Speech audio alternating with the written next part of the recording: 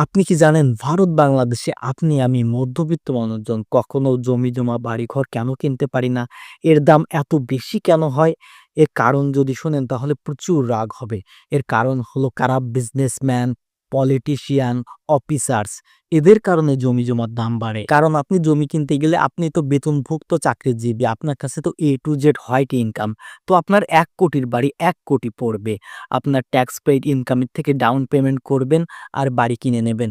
কিন্তু যখন একটা খারাপ মানুষ বাড়ি কেনে তখন কি জানেন তাদের কত পড়ে? উদাহরণ হিসেবে ধরে নিন ওর কাছে ৳১,০০,০০,০০০ আছে যেটা ও মুখে বলেছে কিন্তু দেখায়নি, কালো টাকা।